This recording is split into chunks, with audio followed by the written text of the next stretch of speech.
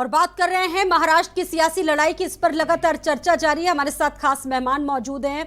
Break के पहले एक सवाल था कि फ्लोर टेस्ट की जो लड़ाई होगी उसमें किसकी जीत होगी, जवाब दीजिए इस पर सत्यवीर गुप्ता जी। आप कह रहे थे ब्रेक से पहले, भाई अगर कोई अस्तित्व है आपका तो फ्लोर टेस्ट पर आकर फ्लोर टेस्ट से क्यों चूक रहे हैं? जी, फ्लोर टेस्ट की बात अगर मैं माननीय मुख्यमंत्री जी अभी उद्धव ठाकरे जी हैं, वो फ्लोर टेस्ट से भाग रहे हैं। ये भावभीनी अपील क्यों करना चाह रहे हैं? पत्र भेज रहे हैं, बागी विधायक गुवाहाटी में बैठे हुए उनको पत्र भेज के बातें कर रहे हैं। आज ये फ्लोर टेस्ट में पूरी तरह से हमारे पास 1 से 6 विधायक बीजेपी के हैं और बड़े स्वेच्छा से एकनाथ शिंदे जी अपने 40 विधायकों के साथ समर्थन देने वाले हैं। 9 निर्दलीय विधायक उनके साथ में समर्थन देने वाले हैं, 8 अन्य विधायक समर्थन देने वाले हैं। इस तरह से हमारा कर रहे हैं। 162 विधायकों का सरकार द्वारा कहा जा रहा है, उद्धव ठाकरे द्वारा भी कहा जा रहा है कि आइए बीजेपी तो, लेकिन महाराष्ट्र की धरती पर आइए, उद्धव ठाकरे विधान परिषद में, विधानसभा में ये माननीय जो भी करना है आइए, फ्लोर टेस्ट होगा, उसमें सारी बातें साफ हो जाएंगी। का जो संबंध दूसरा आया है, संजय राउत इस समय उन्होंने सबसे ज्यादा शिवसेना को तोड़ने में अगर किसी का हाथ है वो महासियासत के खिलाड़ी संजय राउत जी को मैं मानता हूं। दूसरे एनसीपी के खिलाड़ी शरद पवार जी को मानता हूं। अरे उन्होंने विधायकों को मिलने दिया, देश की लोकतंत्र व्यवस्था में विश्वास रखते हुए घर में बंटवाने को, महाराष्ट्र की जनता को बटकर रह गई, आप लोगों के चंगुल से बचाया है, मर गई। एनसीपी लूटती रही, कांग्रेस आपने देश को लूटा है, आपने देश को बर्बाद कर दिया। उनके संयोजक मुख्यमंत्री से मिल पाए, आदरणीय शरद पवार जैसा इस देश का देश को बर्बाद नेता जो महाराष्ट्र की सरकार ने बचाए रखा, सारी चीनी मिले, आज कहाँ है? ये देश को बर्बाद करने में, उद्धव ठाकरे जी को बर्बाद करने में जनता देख रही है, जान भी रही है, समझ भी रही है कि आपने इस देश के साथ कितना बड़ा घिनौना खिलवाड़ किया है, उन्होंने कितना बड़ा झूठ बोला है आपने। और देश की जितनी भी संस्थाएं हैं, चाहे अर्ध सरकारी हो चाहे सरकारी हो, सबको आपने बेचने का काम किया है और नौजवानों से लेकर करके पूरी आम जनता की आंखों में आपने धूल झोंका है, आग में डाला है सबको आपने। आप कहां हैं? अरे सच्चाई के साथ आइए, देश को बताइए। ईडी किसको बुला रही है? देश आपसे पूछ रहा है, एनसीपी देश भाजपा के सरकार से पूछ रहा है, मोदी से पूछ रहा है। आज मोदी जी, आपने जो लंबे लंबे सपने दिखाए थे, मुंगेरी के सपने, उसका जवाब दीजिए। हरिचंद जी, मुझे तो हंसी आती है आपके बयान पर। आपका गृह मंत्री जेल में है, आपका एक बहुत अच्छा मिनिस्टर नवाब मलिक जेल में है, आपके कई विधायक भ्रष्टाचारी आप लोगों के द्वारा की हुई साजिश के तहत है। आप लोगों ने बीजेपी तो सबका विकास करती पूरे है। देश के साथ आप लोगों ने साजिश किया है, तो हमारे मंत्री के साथ नहीं करेंगे, हमारे विधायक के साथ नहीं करेंगे? कर रहे हैं सबके साथ। किसी को आप लोगों ने छोड़ा है? किसी को छोड़ रहे हैं आप लोग? अरे आपके एक अधिकारी, आप लोग अहंकारी हैं, आप लोगों को घमंड हो गया है। उन्होंने खुद आप लोग इस बात का प्रमाण दिया, घमंड में एकदम बिल्कुल चूर है। अरे हम कैसे मान ले? अनिल तो उनको छुड़ा क्यों नहीं लेते? उनको छुड़ा लीजिए, अनिल देशमुख जी को माननीय छुड़ा लीजिए उनको। माननीय हाई कोर्ट है, माननीय सर्वोच्च न्यायालय है, भागे थे, अब जब उनको बचा लिया मामला है, लेकिन ये तो मजबूत विधायक है, जो फैसले होंगे, जो निर्णय होंगे वो मान्य होगा वाले। ये शिवसैनिक हैं, ये एकनाथ शिंदे जी मजबूत है, मजबूत जी। ठीक है, सबसे बड़े सच्चे आप ही लोग हैं इस देश के। विनोद जी, सवाल ये है कि बाला साहेब की विचारधारा का असली हकदार कौन है? कोर्ट के निर्णय को लेकर भी न्याय व्यवस्था पर निगाहें हैं देश की। हमारा बात तो यहाँ पर विचारधारा किस वक्त चल रही है? उद्धव कहते हैं कि ठीक है, सरकार से इस्तीफा देना भी पड़ जाए तो ठीक है, असली बात तो विचारधारा की है, हम तो विचारधारा के साथ खड़े हैं। देखिए, एक बात समझ लीजिए, हमारा देश जो है वो पारिवारिक विरासत के से भी आगे बढ़ता है, यहाँ पे उसको मान्यता है। अगर विचारधारा की बात की जाए तो बाला साहब ठाकरे का जो बेटा होगा, जो पुत्र है, वही उसकी विरासत के असली हकदार होते हैं। महाराष्ट्र की जनता जो है बाला साहब ठाकरे या उनके परिवार के अलावा किसी और को एक्सेप्ट करेगी, ऐसा यहाँ नहीं नजर आता। दूसरी बात, अभी कुछ साथी कह रहे थे फ्लोर टेस्ट की बात कर रहे थे। देखिए, फ्लोर टेस्ट में क्या हो सकता है, कैसे हो सकता है, उसका आकलन आज लगाना बड़ा मुश्किल है। पर अगर पुराने इतिहास को देखें, 2001 में इसी तरह से विलास राव देशमुख जो गवर्नमेंट थी उसको गिराने की कोशिश हुई थी और उसमें भी कुछ बागी बन गए थे, और स्पीकर जो थे उन्होंने 7 विधायकों को निलंबित करके विलासराव देशमुख की सरकार बचाई थी। आज भी जो 16 विधायकों की विधायकी रद्द करने का प्रस्ताव है वो डेप्यूटी स्पीकर के पास विचाराधीन है। सुप्रीम कोर्ट ने उसके ऊपर स्टे नहीं लगाया या उसके ऊपर कुछ कहा नहीं है। यानी कि आज भी शिवसेना के गठ नेता जो है वो अजय चौधरी है, चीफ व्हिप जो है वो सुनील प्रभु है। अगर ये खेल सक्सेस होता है और फ्लोर टेस्ट की बात आती है तो मुझे जहां तक लगता है कि उसमें उद्धव ठाकरे सरकार जो है वो जीत जाएगी। जी, इसकी प्रक्रिया क्या होगी? विनोद जी, मुझे तो हंसी स्वाति जी, देखिए प्रक्रिया ऐसी है कि जब अभी तक एक नाथ शिंदे के पास में, तो फिर आपके मुख्यमंत्री के पास में 38, 39 विधायक हैं और कुछ इंडिपेंडेंट हैं, तो उन्हें सबसे पहले तो गवर्नर को लेटर लिखना चाहिए था कि भाई हमने सरकार से समर्थन वापस ले लिया है, आप फ्लोर टेस्ट करा लीजिए। आखिर एक नाथ शिंदे ऐसा क्यों नहीं कर रहे हैं? ऐसा इसलिए नहीं कर रहे हैं कि क्योंकि उन्हें पता है कि अगर उन्होंने इस तरह का कोई पॉलिटिकल कदम उठाया तो वो डिस्क्वालीफाई हो जाएंगे, वो खुद तो डूबेंगे, अपने साथ में बाकी के जो 38 या 39 विधायक हैं उनको भी ले डूबने वाले हैं। इसलिए एक नाथ शिंदे अभी तक कुछ बोल नहीं रहे हैं या लिखित में वो राज्यपाल के पास फ्लोर टेस्ट की बात भी नहीं कर रहे हैं। दरअसल वो बार्गेनिंग करना चाहते हैं। हमें तो ये समझ में आ रहा है कि एक नाथ शिंदे पूरी तरह से फंसे हुए हैं। दरअसल उन्हें ऐसा लगा था कि जब वो 40 विधायकों को लेके या 38 विधायकों को लेके शिवसेना से अलग होंगे तो उद्धव ठाकरे दबाव में आ जाएंगे, मुख्यमंत्री पद से इस्तीफा दे देंगे और उनके दबाव में उनकी जो बातें हैं वो मान लेंगे। पर उद्धव ठाकरे ने उसके उल्टे किया, क्योंकि शरद पवार ने उन्हें समझा दिया जब तक फ्लोर टेस्ट नहीं होता तब तक आपको इस्तीफा देने की जरूरत नहीं है। और असली लड़ाई फ्लोर टेस्ट पे 1 घंटा 2 घंटे की जो प्रक्रिया है वहीं पे होने वाली है। और फ्लोर टेस्ट है अभी भी उद्धव ठाकरे सरकार से ज्यादा एक नाथ शिंदे भागते नजर आ रहे हैं। अगर उनके पास पूरा समर्थन है, पूरे विधायक उनके साथ में और उन्हें कॉन्फिडेंस है तो उन्हें फ्लोर टेस्ट की मांग करनी चाहिए। क्यों नहीं कर रहे हो? वो देश की जनता को उन्हें बताना चाहिए क्यों नहीं कर रहे हो। गुवाहाटी में क्यों जाके बैठे हैं? अगर वो बाला साहब ठाकरे के हिंदुत्व को आगे ले जा रहे हैं तो महाराष्ट्र के बाहर जाके बैठने की उनको आवश्यकता क्या है? उनके साथ में सारे शिवसैनिक नजर आते हैं ना। तो ऐसा है नहीं, जमीन पे ऐसा है नहीं, क्योंकि उन्हें पता है कहीं ना कहीं वो पॉलिटिकल मूव उनका चूक रहा है, इसलिए वो सुप्रीम कोर्ट की आड़ में अपने बचाव का कोई रास्ता निकालने में जुटे हुए हैं। जी सत्यवीर जी, इसका जवाब दीजिए, बच क्यों रहे हैं फ्लोर टेस्ट से? मुझे तो विनोद जी की बातों पर, स्वाति जी, मुझे फ्लोर टेस्ट के बारे में मैं एक बात कहना चाहता हूँ। एक नाथ शिंदे को ये कह रहे हैं कि दुबके हुए बैठे हैं। मैं तो कहता हूँ कि एक एक विधायक उनके पास जाकर उनसे मिल रहा है। पहले वो 30 विधायक गए, 30 विधायक से 35 हो गए, 40 हो गए, 45 हो गए, 50 विधायक उनके अब वादा कर रहे हैं। 50 विधायक का दावा करने वाला व्यक्ति दुबक के नहीं बैठेगा, वो तो स्वेच्छा से कि वो गवर्नर के पास में जाके समर्थन वापस की बात क्यों नहीं कर रहे? सरकार है इसको पूरी तरह से तख्ता पलट करना चाहती है। इसको तख्ता पलट करने के लिए गुवाहाटी में जाना बहुत जरूरी था। अगर बम्बई में रहते इनकी तो सरकार ये है, सैनिकों से फर्स्ट क्लास होटल में ये लोग विराजमान हैं, अपनी सियासत से खतरा है, वहाँ की सुरक्षा दी गई है, खतरे की बात तो माननीय आदित्य ठाकरे जी कह रहे हैं। माननीय मुख्यमंत्री जी के बेटे हैं आदित्य ठाकरे जी, चुनौती दे रहे हैं। और एक संजय राउत जी हैं उनके प्रवक्ता, ताकि वो लाश बता रहे हैं विधायकों को, जाने न पावे, ये लाश बताना मानवता भैया, ये मानवता तो नहीं है। किसी जीवंत विधायक को, एक चुने हुए जनता के व्यक्ति को लाश बताना। सत्यवीर जी, अब तो राज्यपाल के पाले में पूरी गेंद है। जी स्वाति जी, जी भगत सिंह कोश्यारी के पाले में पूरी गेंद है। फ्लोर टेस्ट कराने के लिए, मानते हैं कि नहीं मानते?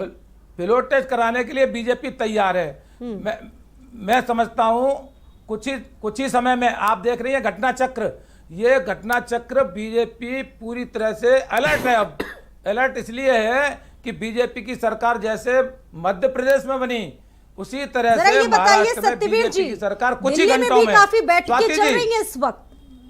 जी देखिए मध्य प्रदेश का उदाहरण, इसलिए तो मैं आपसे कह रहा हूं कि कुछ ही घंटों में आप सुन लेना बीजेपी की सरकार और सरकार के साथ ही एक नाथ शिंदे जी को मिलकर बीजेपी की सरकार बनने वाली है। और उद्धव ठाकरे इसीलिए उन्होंने चर्चा डाल दी है। माननीय मुख्यमंत्री जी अपना उपयोग करें, चाहे उपयोग उन्होंने वर्षा अपनी मुख्यमंत्री आवास खाली करने का पहले ही संकेत दे दिया कि उनके पास अब किसी तरह का कोई वजूद नहीं है, किसी विधायक का कोई समर्थन नहीं है। 2-5 विधायकों को लेकर घूम रहे हैं, अकेले संजय राउत हैं, वो बचे हुए हैं उनके पास। भाषा समझ में आती है, वरना अब तक बीजेपी सामने गई होती। अरे राज्यपाल के सामने आपने चिट्ठी दे दिया होता, अपने विधायकों का समर्थन रूप से सरकार चलाना चाहते हैं, चैनल पे आप ये लोग तानाशाह विधायकों का समर्थन है बघार रहे हैं आप। एकनाथ शिंदे जी पर, 106 बीजेपी के 40 यहाँ पर आप चैनल पे शिंदे जी के साथ 9 विधायक निर्दलीय, साहस हो तो राज्यपाल को चिट्ठी सौंपो, समर्थन दो एकनाथ शिंदे को। साहस है आपके पास? केवल चैनल पे गुमराह करेंगे देश की जनता को, और प्रदेश के तर्ज पर आप सरकार बनाने का दावा कर रहे थे। भारतीय लोकतंत्र नंगा मचान भारत समाचार पर चैनल पर कर रहे हैं, देख रहे हैं। मोदी इनके जैसे लोगों को देश में रहने का अधिकार नहीं। मध्य प्रदेश की तर्ज पर ये विधायकों की सदस्यता योग्यता को खत्म करेंगे, ये अल्पमत के सरकार बनाने की बात कर बनने वाली है। अरे आप ये विकास भाई बैठे हुए हैं कांग्रेस के मेरे साथी, अपने राजस्थान को ही बचा लीजिए। राजस्थान बचा हुआ है। अभी प्रमोद तिवारी जी वहां चुनाव लड़ने गए थे लोक राज्यसभा का, आपकी भाजपा की सांसद विधायक ने भी वोट दे दिया। कहीं नहीं बचा। आप अपने लोकतंत्र को बचाइए, तो आप लोकतंत्र का मजाक बना रहे हैं। भारत छोड़ो आंदोलन की आपने मुखालफत करी, गांधी की विनोद जी भी कानून की कहना जलाई चाहिए। गई, विनोद जी वाले लोग इस तरह का ठीक है, मेरा एक सवाल है कि इतने बड़े स्तर पर शिवसेना में बगावत हुई, क्या शिव सैनिकों को जरा सी भी भनक नहीं हुई? मीटिंग्स वर्षा में भी चलती रही, इतना सब कुछ हुआ, क्या पता नहीं था कि हमारा एक गुट हमसे दूर जा रहा है, हमारे कुछ लोग हमसे दूर जा रहे हैं, बगावत कर रहे हैं? नहीं, ऐसी बात नहीं है। उद्धव ठाकरे को इस बात की जानकारी पहले दिन से ही मालूम था। पर माननीय उद्धव ठाकरे जी जब मुख्यमंत्री बने, कोरोना काल में घर में दुबके रहे, घर में रहे, किसी से मिले नहीं। अपने जिला संयोजक जो संगठन की महत्वपूर्ण जड़ होती है, जिला संगठन के संयोजक से नहीं मिले, कार्यकर्ता शिव सैनिकों से नहीं मिले, जो शिव सैनिक सड़कों पर जान लड़ाता है, पार्टी के विधायकों को पार्टी को ऊपर उठाता है, उन कार्यकर्ताओं से मिलना तो दूर, अपने विधायकों से नहीं मिले। 9 मंत्री उनके, 9 मंत्री शिंदे जी के साथ हैं। स्वाति जी मेरी बात समझ रही है? 9 मंत्री जिस सरकार के मुख्यमंत्री जी के, स्वाति जी मैं 9 मंत्री बागी दल में है, उस सरकार का क्या कहना? उसका वैसा ही मित्र होता है जो महाराष्ट्र की राजनीति को समझते हैं, जो शिवसेना को समझते हैं, उन्हें अच्छी तरह से पता है कि शिवसैनिकों को तोड़ना बड़ा मुश्किल का काम है। अगर शिवसैनिकों को तोड़ना बड़ा आसान होता तो पिछले 25 साल से शिवसेना मुंबई महानगर पालिका के जो 36,000 करोड़ की जो महानगर पालिका है उस पर तो सत्ता में नहीं होती। देखिए, डर ये है, अभी जो भाजपा के हमारे साथी कह रहे हैं, लेकिन जिस हिंदुत्व एजेंडे की बात शिवसेना करती थी, बाला साहब ठाकरे करते थे, वो हिंदुत्व भी तो अब नहीं रहा, पहले जैसा नहीं रहा। 2019 के बाद पूरी स्थितियां चेंज होती चली गई शिवसेना में। शिवसेना एक राजनीतिक पार्टी है, हिंदुत्व एक मुद्दा हो सकता है। अगर आपको राजनीति में रहना है तो आपको सत्ता में भी बने रहना की बहुत जरूरी है। अगर आपके पास सत्ता नहीं है और आप सिर्फ एक पॉलिटिकल पार्टी है तो आपके कार्यकर्ता बहुत देर तक नहीं जुड़े रहते।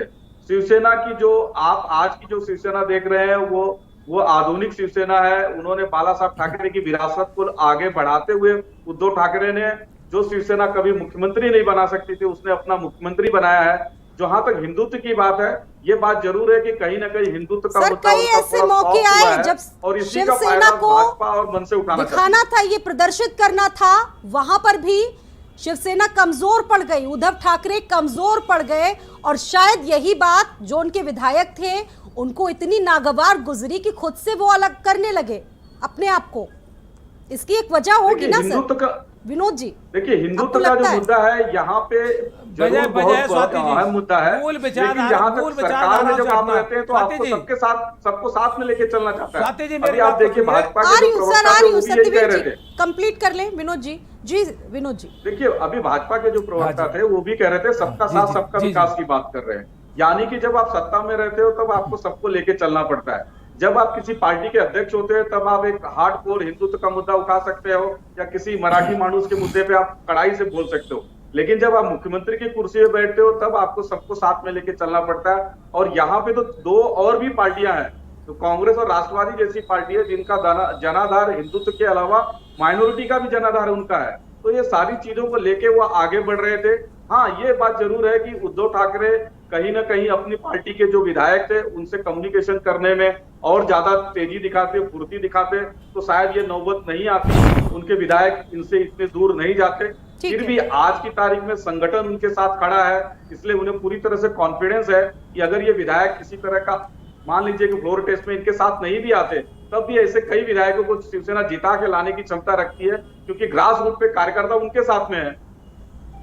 ठीक है, सत्यवीर जी अपनी बात पूरी कीजिए। स्वाति जी, मेरा मानना है किसी भी पार्टी का, संगठन का मूल विचार होता है, मूलमंत्र विचार। जो पार्टी अपने विचार से हट गई, वो सत्ता के लालच में अपने हिंदुत्व के मुद्दे को, एजेंडे को भूल गई। जिस एजेंडे के माध्यम से शिवसेना पहचानी जाती है, शिवसेना उन्होंने वही तो सवाल आपसे पूछ रही हूँ, अगर आपको मौका मिला तो क्या आप शिवसेना के साथ एक बार फिर से मिलकर सरकार बनाएंगे क्या? बिल्कुल सर, बताइए। बिल्कुल, सरकार तो बनने जा रही है। मैं तो कह रहा हूँ स्वाति जी, आप ब्रेकिंग न्यूज सुन लेना। ब्रेकिंग न्यूज कुछ ही घंटों में, कुछ, क्योंकि दिल्ली में जिस तरह से मीटिंग चल रही है, माननीय देवेंद्र फडणवीस जी माननीय अमित शाह जी से मिलने पहुंच गए हैं। वहाँ कुछ ही क्षणों में एक नाथ शिंदे जी आने वाले हैं। तो मैं तो आपको ये संकेत दे रहा हूँ, ये महाअघाड़ी सरकार भ्रष्टाचारी, दूसरी बार, तीसरी बार महाराष्ट्र की जनता ज्यादा दिन बर्दाश्त करने वाली नहीं है। इसलिए एक नाथ शिंदे ने बहुत मजबूत कदम उठाया है। उनके मजबूत कदम की प्रतीक्षा महाराष्ट्र की जनता कर रही है, देश की जनता स्वागत कर रही है। भारतीय जनता पार्टी का एक एक कार्यकर्ता माननीय मोदी जी की विचारधारा में, माननीय देवेंद्र फडणवीस की विचारधारा के साथ, नहीं है, और मोदी एक नाथ शिंदे जी के हिंदुत्व के मुद्दे को पूरी तरह से एकजुटता के साथ लेकर सरकार बनाने जा रहे हैं। उन्होंने वादा किया था चुनाव के पहले, क्या एक भी वादा उन्होंने पूरा किया? यही विचारधारा है कि कहा जाए और उसके बाद फिर किया न जाए। आप कह सकते हैं, तरह तरह के हथकंडे अपनाया जाए, देश की जनता को गुमराह किया जाए, आस्था के नाम पर सबको बेचा जाए। विचार की लड़ाई में बलिदान दिया हमारे संगठन के लोगों ने, हमारे संगठन के मुखियाओं ने, डॉक्टर श्यामा प्रसाद मुखर्जी ने, जो कश्मीर की 370 हटाने के लिए अपने प्राणों को बलिदान कर दिया। उस 370 को कांग्रेस नहीं हटा पाई, बेरोजगारी चरम पर है, उस पे लोग कांग्रेस एनसीपी नहीं हटा पाई। मोदी जी ने एक झटके में वहाँ आतंकवाद खत्म कर दिया। पूरे राजनीतिक घटनाक्रम में कांग्रेस का कितना नुकसान आप देख रहे हैं? क्या आप मानते हैं कि इससे कांग्रेस का नुकसान होगा? यही सवाल हरीश जी आपसे भी लेंगे, पहले विकास जी का जवाब। देखिए, ये कांग्रेस का नुकसान नहीं है, ये देश का नुकसान है। जिस भी राज्य में, जिस भी देश के अंदर जब जब कांग्रेस कमजोर हुई, इस देश का लोकतंत्र कमजोर हुआ है, और ऐसे ही अहंकारी लोग इस देश के लोकतंत्र को घुंघरू पहनाते रहे। तो कांग्रेस इतनी मजबूती से दिख कहाँ रही है? देखिए, कांग्रेस पार्टी एक विचारधारा है। जिस तरह ये बोल रहे हैं कि आरएसएस के लोग इस देश को नफरत, विकरण, बंटवारे की सांचे में ढालना चाहते हैं, और शिवसेना के लोग इनको अच्छे लग रहे हैं, वो लोग जो इनके साथ खड़े हो जाएंगे, क्योंकि वो नफरत, विकरण, बंटवारे की बात कर रहे हैं। शिवसेना पर ये बता रहे हैं ये हिंदुत्ववादी हैं। सबसे ज्यादा हिंदू अगर असुरक्षित है तो मोदी सरकार में, सबसे ज्यादा हिंदू असुरक्षित है तो आरएसएस और बीजेपी के गढ़ में। लगातार हिंदुओं का अपमान हो रहा है, 4 गुना ज्यादा सैनिकों की शहादत हो रही है, सेनाओं का मनोबल गिराया जा रहा है, अग्निवीर के नाम पर सेना के सैनिकों का, उनकी शहादत का अपमान किया जा रहा है। कारगिल और बड़ा बड़ा युद्ध जीतने वाले, सियाचिन की बर्फ में खड़े होने वाले सैनिकों की तुलना उन अग्निवीरों से करा रहे हैं, फिर अग्निवीरों का अपमान कर रहे हैं। वो जो वीके सिंह जो 6 महीने के लिए उनको उम्र की लेकर कोर्ट कचहरी के चक्कर काट रहे थे और 6 महीने तक टीवी फुटेज ले रहे थे, वो आज सैनिकों की उम्र 4 साल बता रहे हैं कि 4 साल बाद सैनिक को निकाल देना चाहिए। और नौकरी देने की बात करने वाले सैनिक सेना के पीसीओ को बेच रहे हैं। 41 ऑर्डिनेंस फैक्ट्री समेत तमाम, पवन हंस जैसी कंपनी, तमाम सारे संस्थाएं, तमाम सारी पीसीओ सब कुछ बेच दिया। एक पीसीओ अगर 8.5 साल इन्होंने बनाया हो तो बता दें, एक पीसीओ इन्होंने नहीं स्थापित किया और केवल बेचने का काम किया। और आज इनको केवल खरीदना है तो विधायक खरीदना है, नहीं खरीद पाएंगे तो विधायक को पैसे देकर ईडी सीबीआई का डर दिखाएंगे, और इसके बाद अहंकार से टीवी पे सरकार बना रहे हैं। अभी 2 घंटे में बना देंगे, 4 घंटे में बना देंगे। भारतीय लोकतंत्र में आपको एक्सपोज करा जाएगा, कांग्रेस पार्टी आपको एक्सपोज करेगी। लड़ाई लंबी है, जिस तरीके से हमें पता नहीं था देश से अंग्रेज जाएंगे कि नहीं जाएंगे, 200 साल लगा इस देश को बताने के लिए कि आपको अंग्रेजों ने गुलाम कर रखा है, उसी तरह हम इस लड़ाई को लड़ेंगे और इन फिरका परस्तों को देश से बाहर निकाल के फेंकेंगे, इस तरीके से अंग्रेजों को बाहर निकाल। स्वाति जी, कोई कमजोर नब्ज नहीं है, आवाज की हनक देखिए और सच्चाई ईमानदारी देखिए। गांधी अकेले थे, हत्या के बाद गांधी ने 70 साल तक इस देश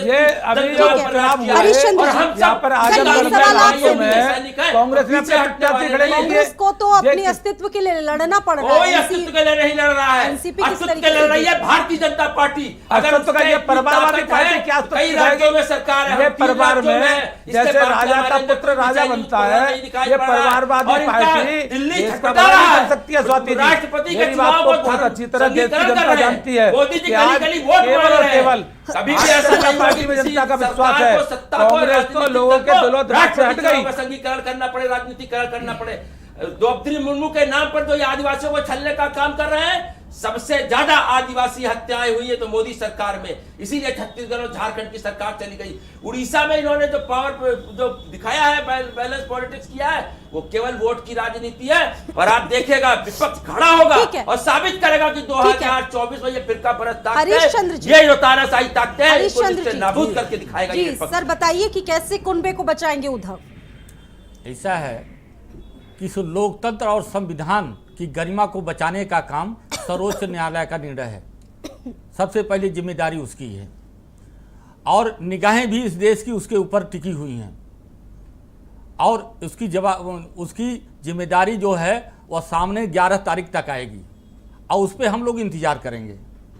उसके बीच यह जनता सारा तमाशा भाजपा के लोगों का देख रही है। ये लोग कह क्या रहे हैं, कर क्या रहे हैं। ये लोगों को, देश की जनता को गुमराह कर रहे हैं और बार बार ये लोग कह रहे हैं कि हम उसके पीछे नहीं हैं, फिर भी ये लोग कह रहे हैं कि हैं। दोनों बात है, दोनों तरह से हैं भी नहीं भी हैं। तो ऐसा हश्र दूसरा कौन कर सकता है भाजपा के अलावा? यह प्रत्यक्ष रूप से आप देख सकते हैं, जनता देख रही है। ठीक है विनोद जी, राजनीतिक संकट के लिए आप बीजेपी को जिम्मेदार मानते हैं या फिर शिवसेना सेना के बीच जो अंदरूनी लड़ाई है ये इसकी प्रमुख वजह है? विनोद जी कैसे देखेंगे? देखिए, राजनीति के लिए सीधे तरह से बीजेपी को जिम्मेदार मानना थोड़ा सा अतिशयोक्ति होगी। भारतीय जनता पार्टी एक पॉलिटिकल पार्टी है, अगर वो सरकार बनाना चाहती है तो इसमें कोई गलत भी बात नहीं है। बात लेकिन महाराष्ट्र को समझने की है। अगर उत्तर प्रदेश की बात करें तो वो प्रभु श्री रामचंद्र की भूमि है, वो श्री कृष्ण की भूमि है। पर महाराष्ट्र की जब बात आती है तो महाराष्ट्र छत्रपति शिवाजी महाराज की भूमि है, साहू फुले और आम्बेडकर की भूमि है। तो यहाँ पे सेकुलरिज्म जो है वो सबसे ज्यादा मायने रखता है। यहाँ हिंदुत्व का मुद्दा जो है महत्वपूर्ण है, पर उससे ज्यादा यहाँ के लोग जो है, मराठी मानुस जो है, वो हिंदुत्व से ज्यादा सामाजिक भाईचारा को महत्व देता है। अभी आप देखिए कोल्हापुर जो है, कोल्हापुर के अंदर बीजेपी ने हिंदुत्व के मुद्दे पे चुनाव लड़ा, बाई इलेक्शन हुआ, क्या हुआ वहां पे? कोल्हापुर साहू महाराज की भूमि है, वहां पे हिंदुत्व का मुद्दा नहीं चल पाया। तो महाराष्ट्र को की भूमि को जो समझते हैं उन्हें ये पता है यहाँ हिंदुत्व के साथ में आपको बाकी के समाज को लेके चलना चाहिए। अब जहां तक सवाल आपने पूछा स्वाति जी, क्या इसके लिए भारतीय जनता पार्टी जिम्मेदार है? भारतीय जनता पार्टी इसके लिए पूरी तरह से जिम्मेदार नहीं है। इसके लिए जिम्मेदार शिवसेना खुद भी है। अगर आपकी पार्टी के विधायक आपको छोड़ के कहीं जा रहे हैं, आपसे नाराज हो रहे हैं, तो आपकी जिम्मेदारी बनती है कि उन्हें किसी तरह से मनाए। हालांकि ये प्रयास चल रहा है, अब तो भावनात्मक अपील कर रहे हैं उद्धव ठाकरे, आएंगे नहीं, कह रहे हैं कि वापस आइए, मुझसे आकर बात कीजिए ना, क्योंकि वो पार्टी के अध्यक्ष हैं, वो बुला रहे हैं, उन्हें मनाने की कोशिश आपको लगता है कि आएंगे बागी मान जाएंगे? इतना आसान होगा उनके लिए? कुछ नहीं है, ईडी और संवैधानिक संस्थाओं का दबाव है, नाजायज दबाव, उसकी वजह से ये घटनाक्रम आया है सामने और इस घटनाक्रम से भी महा विकास अघाड़ी बाहर निकलेगा और सच्चाई सामने आएगी। और ये हिंदुत्व के ठेकेदार नहीं है। हिंदुओं का सबसे ज्यादा अपमान, अगर उनके पेट पे लात मारने का काम नोटबंदी जीएसटी के बाद अगर किसी ने हिंदुओं के साथ किया, वो भारतीय जनता पार्टी।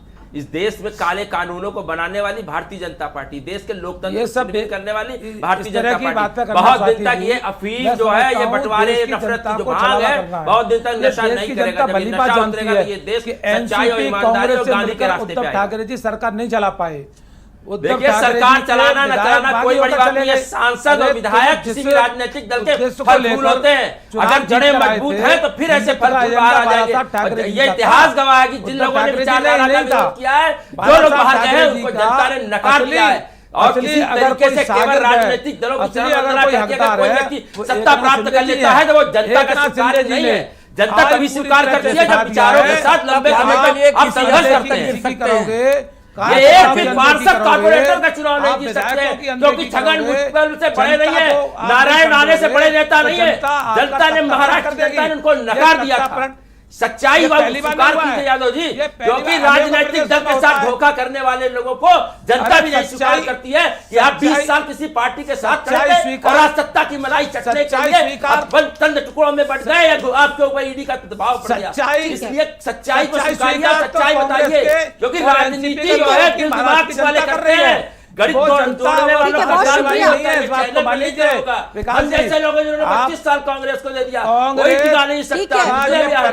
विकास जी बहुत शुक्रिया आप सभी का, बहुत शुक्रिया, बहुत धन्यवाद आप सभी का हमारे साथ इस चर्चा में शामिल होने के लिए। दिलचस्प होगा कि किस करवट बैठता है महाराष्ट्र की राजनीति का योग। कुरुक्षेत्र में इतना ही, दीजिए इजाजत।